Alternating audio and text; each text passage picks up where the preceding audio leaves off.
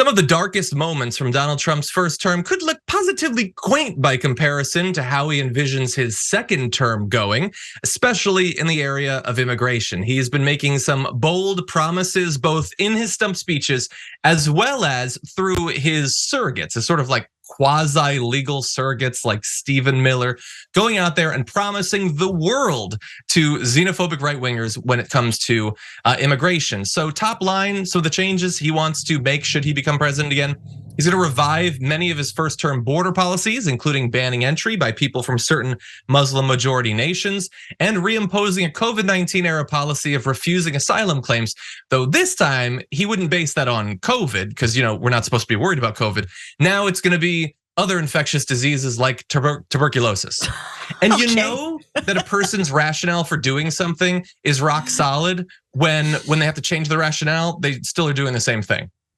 So anyway, look, bold line for this. He's going to scour the entire country for unauthorized immigrants, undocumented immigrants, and deport them literally by the millions. He's gonna be setting up massive camps. We're gonna have all of the details on those things, but Francesca, the specifics of this aren't super surprising perhaps, but the fact that he is going very much back to this well and is making this a centerpiece of the policy side of his presidency, I find to be a little bit surprising. I thought that maybe they'd back off that, to make themselves a little bit more appealing, but no, this is still the core. What do you think?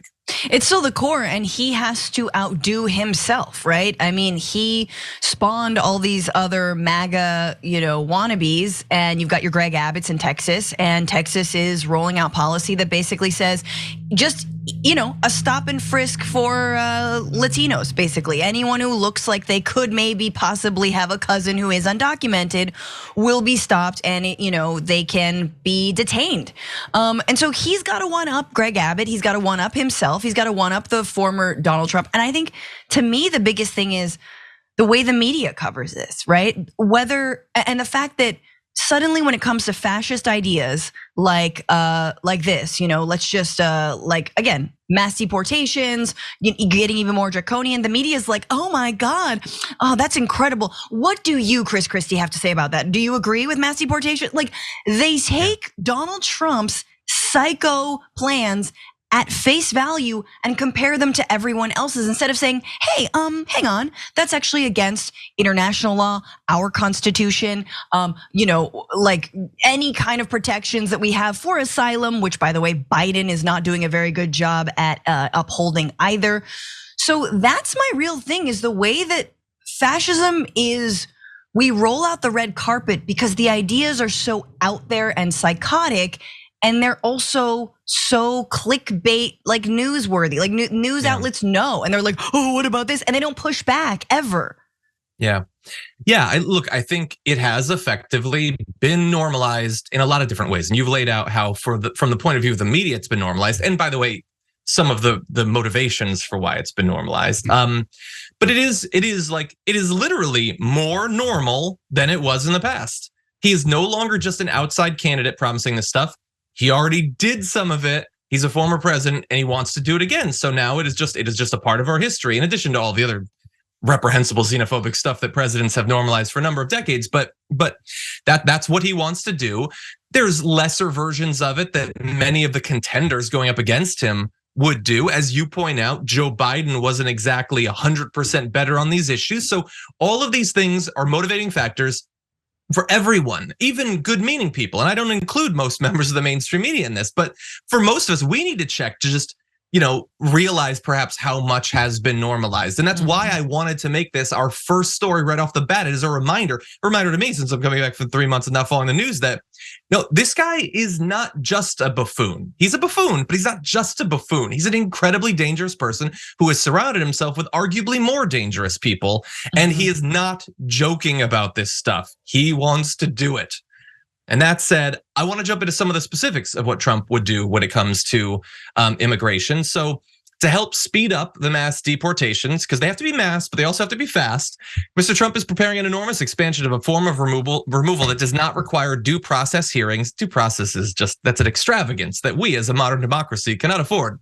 To help immigration and customs enforcement carry out sweeping raids, he plans to reassign other federal agents and deputize local police officers and National Guard soldiers voluntarily contributed by Republican-run states. We could, if we wanted to, get into a whole big philosophical and legal and constitutional debate about how you're definitely not supposed to use the military to conduct law enforcement measures. That's pretty clearly spelled out. But he's going to do it, and he's going to control the vast majority of the Supreme Court, and more of it as the many years of his second term go by. But he's of course going to build huge camps to detain people while their cases are processed and they await being deported. So expect huge expansions of camps along the borders as well. And then before we jump into our conversation about this, there's just a grab bag of a whole bunch of stuff that he wants to do. So foreign students who participated in anti-Israel, read anti-Israeli government and military policy. I hate it when the media just says anti a country. Yep. I hate that. Don't normalize that. It's ridiculous. If you were against George W. Bush, you were not anti-American because all Americans did not agree with George W. Bush. That's not how it works. That's propaganda. I hate it. Anyway, or pro-Palestinian protests, you get into that, but protests would be canceled. So those political opinions, if these students on foreign visas are expressing them, they are quite literally and substantially politically incorrect from the point of view of the regime. And you will be barred from the country. They will cancel you. That's their culture. But they're going to do ideological screening of visa applicants to stop people that the Trump administration has an issue with their literal political opinions, not actions. People who had been previously granted temporary protected status could see that revoked and they could be sent back to countries that are unsafe. We could have those who are allowed to live in the country temporarily for humanitarian reasons would lose that status. So tens of thousands of Afghans included who were evacuated during the pullout from Afghanistan could be sent back to a regime that might want to talk to them a little bit. And so remember all the stuff that the Republicans and Trump had said during that pullout about how it was chaotic and how look at all this violence. No, they want to contribute to it. They want to serve people up on a silver platter for the Taliban to potentially imprison or kill.